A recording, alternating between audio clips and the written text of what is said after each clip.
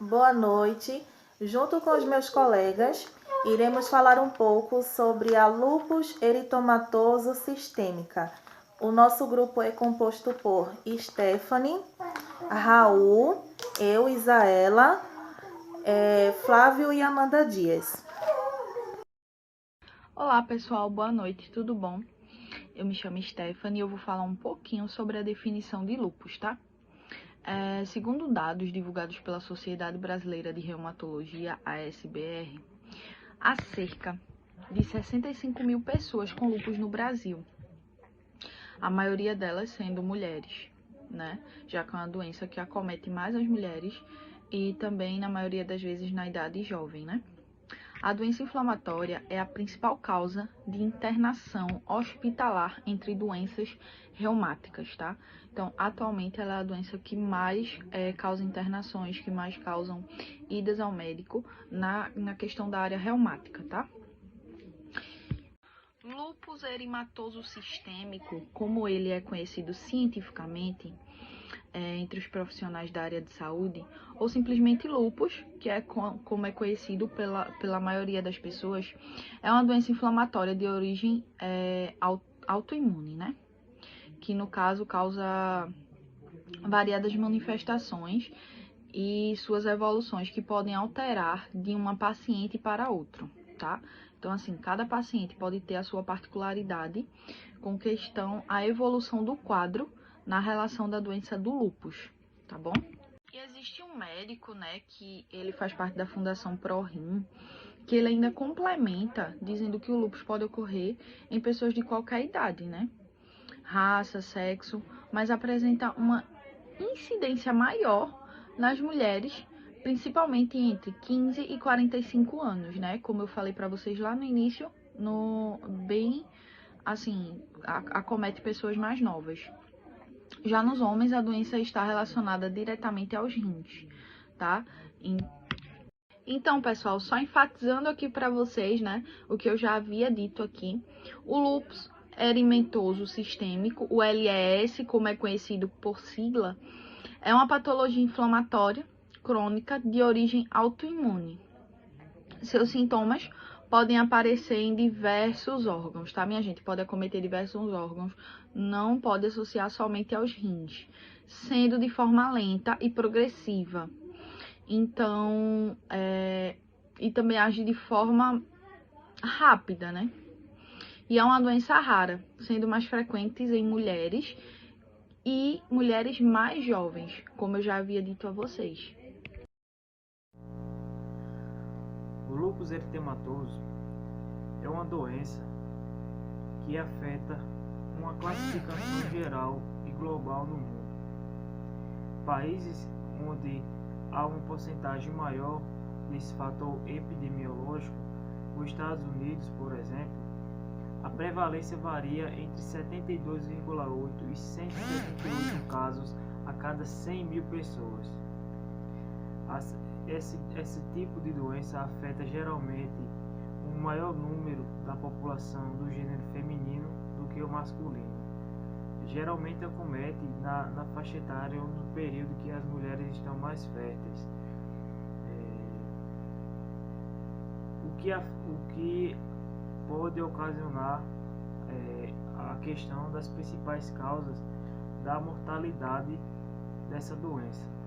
Uma das principais causas são uma grave infecção ou inflamação generalizada, podendo levar a pessoa à vinha morte. Essa doença acomete uma faixa etária maior, onde pessoas negras têm a maior prevalência para adquirir o lúpus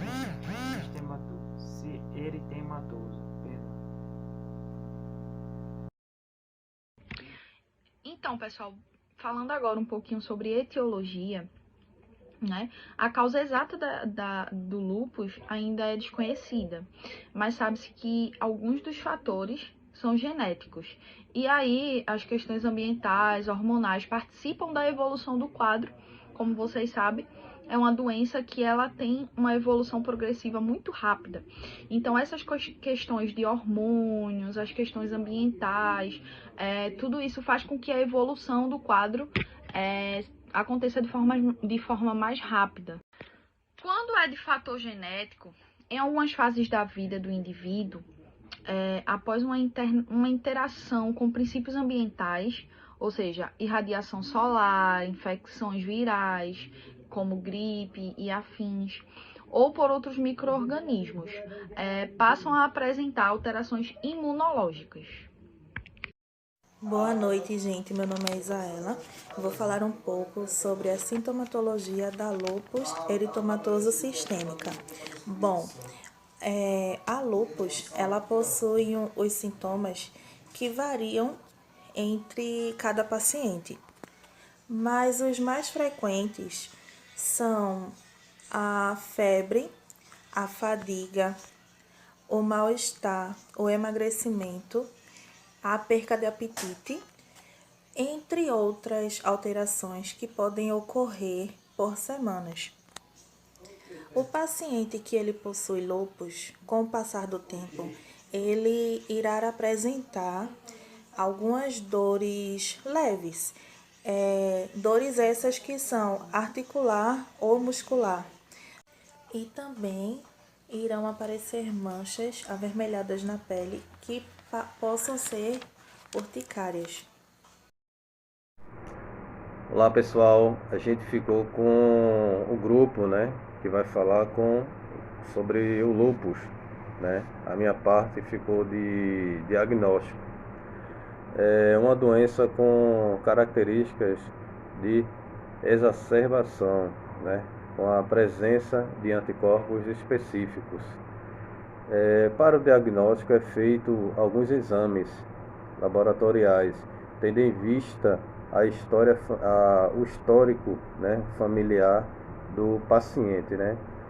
Esses diagnósticos ele pode ser feito por exames físicos, né, anticorpos, hemogramas completos, biópsia renal, radiografia do tórax e o exame de urina.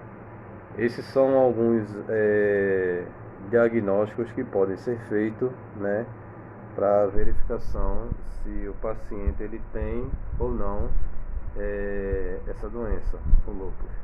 E quanto mais cedo fizer o diagnóstico, melhor será o tratamento. Me chamo Amanda Dias e eu irei falar um pouco sobre o tratamento da lúpus eritematoso sistêmico. Bom, existem dois tipos de tratamentos, que é o farmacológico e o fisioterapêutico. No tratamento farmacológico, requer uma individualidade, ou seja, vai depender da gravidade de cada paciente antes de fazer qualquer administração de fármaco. Vai ter que ser observado também qual foi o órgão ou sistema afetado.